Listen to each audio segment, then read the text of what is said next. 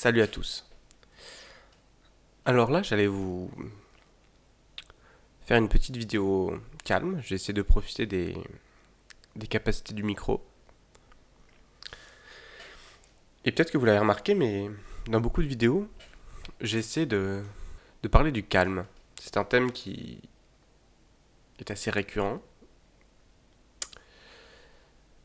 Tout simplement parce qu'avec le confinement, ça a été l'occasion de se retrouver au calme.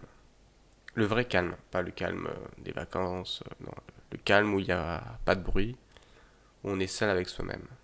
Alors au début, bien sûr, on se rue sur Netflix et compagnie, des jeux vidéo, des films, des séries, de l'alcool, des drogues, tout ce qui peut éviter cette sensation de calme, car c'est très angoissant le calme quand on n'y est pas préparé.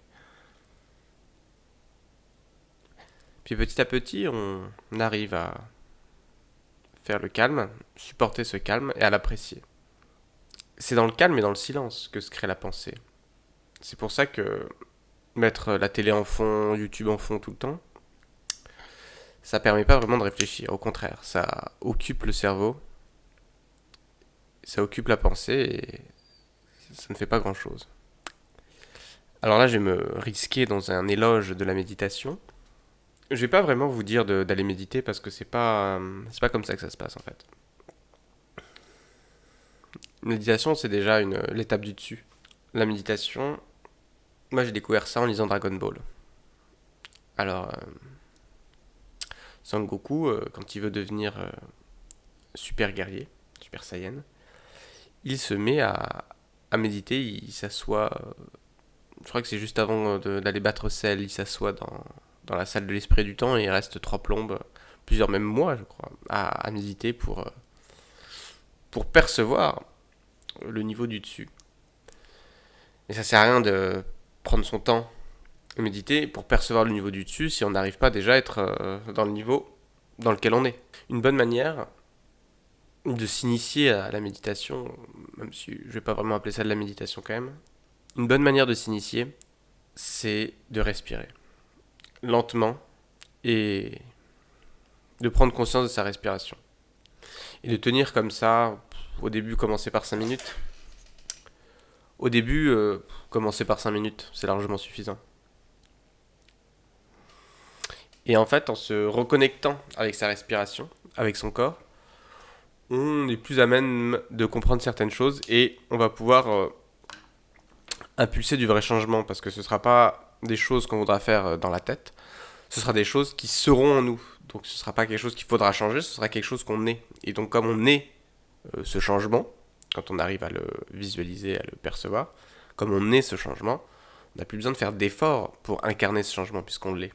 Donc tout va se changer tout seul. Je vous conseille vraiment de faire ce genre de choses dans un endroit à part. Une petite chaise. Si vous voulez vous lancer à méditer directement, c'est encore mieux. Vous asseyez quelque part et puis vous attendez comme ça 5 minutes, sans rien faire. Et vous allez voir que l'expression ne rien faire euh, est beaucoup plus complexe qu'on l'imagine. Parce que ne rien faire, c'est très difficile. Et vraiment, c'est très très difficile pour beaucoup de gens. Moi compris, moi compris. Alors moi, je suis pas le mieux pour vous parler de ça, bien sûr, parce que je suis quelqu'un qui réfléchit plus qu'il n'est en connexion avec son corps. Même si ça a tendance à changer, bien sûr, j'essaie de contrebalancer. Mais vous avez quelque chose à tirer de ça, comme j'en ai tiré quelque chose, qui est que à force de fuir le corps, on fuit quand même une grande partie de nous.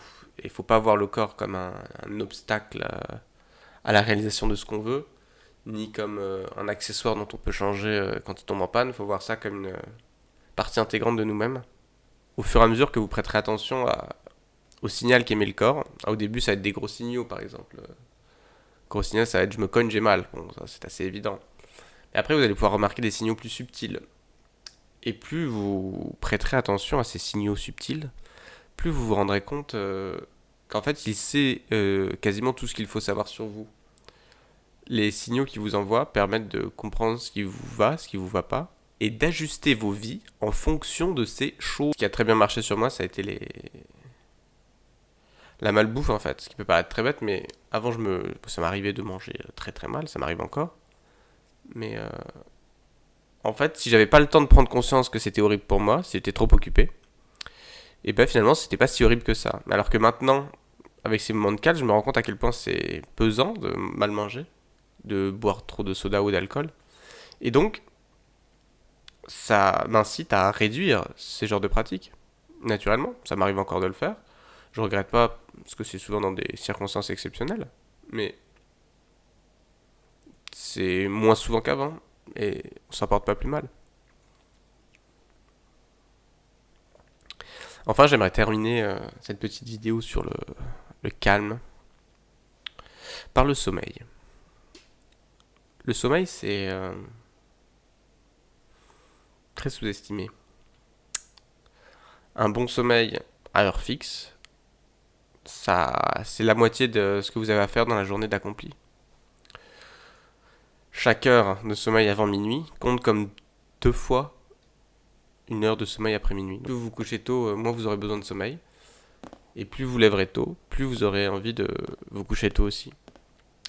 Moi, ça m'est arrivé de pratiquer ça pendant quelques temps quand je préparais le marathon. Je me couchais en général entre 19h30 et 21h. Et je me levais le matin entre 4h et 6h. Et c'est vrai que j'avais beaucoup plus d'énergie. Euh, je faisais beaucoup plus de choses. J'étais beaucoup plus productif, j'avais beaucoup plus d'imagination. Enfin, tout était mieux. Le seul petit problème, c'est que ça a coupé de toute vie sociale. Puisque les gens, en fait, surtout à l'époque, j'habitais à Toulouse. Les gens à Toulouse, ils se couchent pas à 19h30. Donc ça a prévu une bonne partie de sa vie sociale. Et oui, le matin à 5h, bon, en allant se balader, on croise pas grand monde. Donc c'est bien si vous n'êtes pas dépendant de la vie sociale.